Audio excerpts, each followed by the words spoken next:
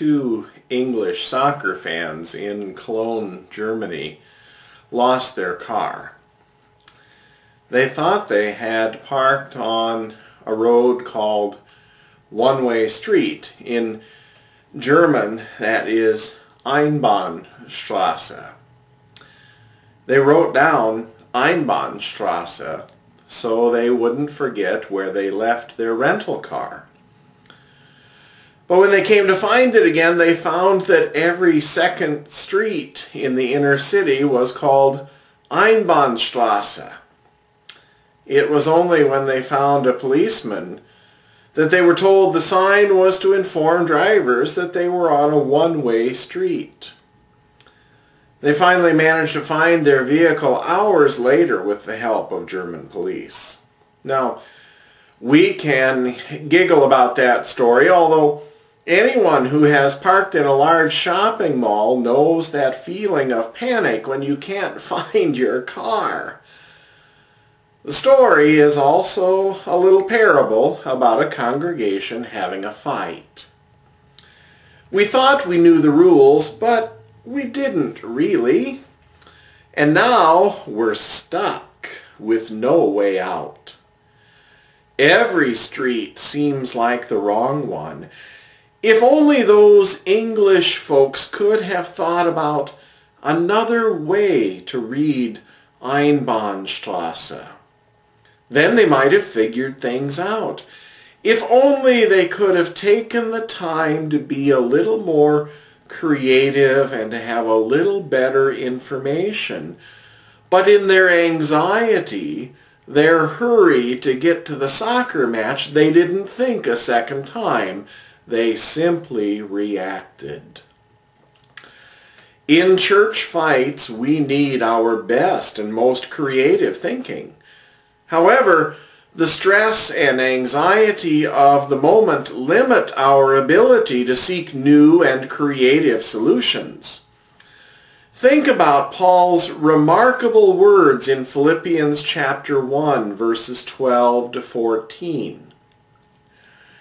I want you to know, beloved, that what has happened to me has actually helped to spread the gospel, so that it has become known throughout the whole imperial guard, and to everyone else that my imprisonment is for Christ.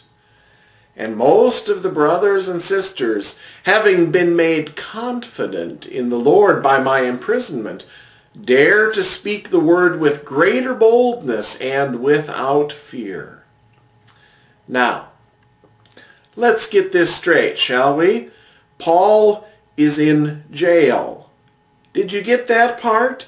He's imprisoned. He's in jail for preaching the gospel of Jesus Christ and nearly causing a riot. Even though I have never been incarcerated, I have visited people in jails and prisons on a number of occasions.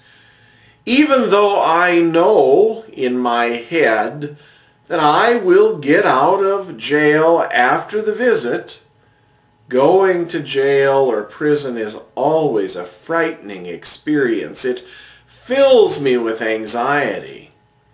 How much worse was it for Paul? Uncertain if at any moment an undisciplined Roman soldier might decide to lop off his head. If anyone had reason to be anxious and afraid, it was Paul. Yet, he responds with confidence and even joy. How can that be? The imprisonment has actually served Paul's main goal, to spread the gospel. So here's a principle to keep in mind. The key to dealing with organizational anxiety is to stay focused on the goal. That was true for Paul in Philippi. That is true for your congregation as well. The key to dealing with organizational anxiety is to stay focused on the goal. Now, pay attention to Paul's creative response to this anxious situation. Paul is guarded by members of the military elite, the Praetorian Guard. Instead of cowering in fear, Paul engages them in conversation. How's the family? Where are you from? Missed the kids? Going home for the holidays, maybe? In that conversation, Paul has opportunities to speak of the hope that we have in Jesus Christ. And some of his guards listened.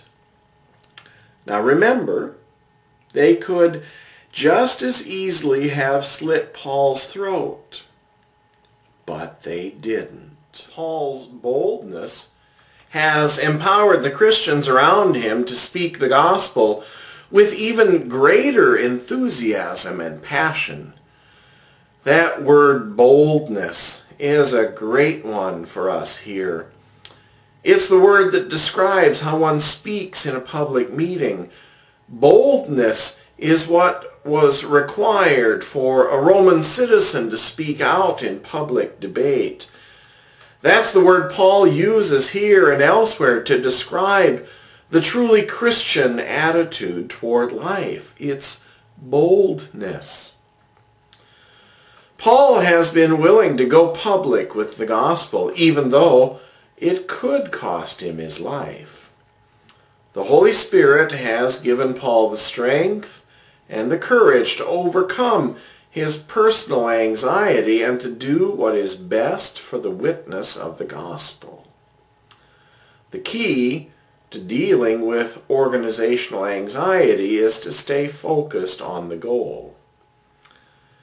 Anxiety is a primary enemy of the mission of the church. Now, I want to be crystal clear at this moment.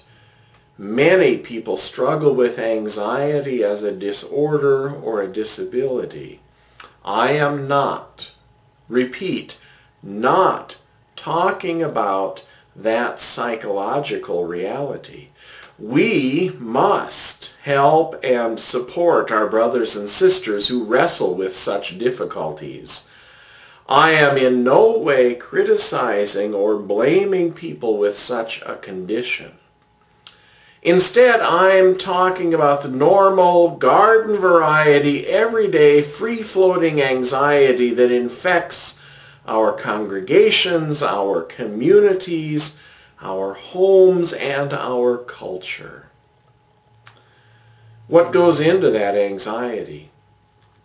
As Viktor Frankl, a Holocaust survivor and the author of Man's Search for Meaning, wrote, "Between stimulus and response there is a space. In that space lies our freedom and power to choose our response. In our response lies our growth and freedom." Anxiety is a natural response to a perceived threat. It is a useful response if you are trying not to get eaten by a bigger critter. So our ancestors developed highly responsive brains that didn't need to think through every response before taking action.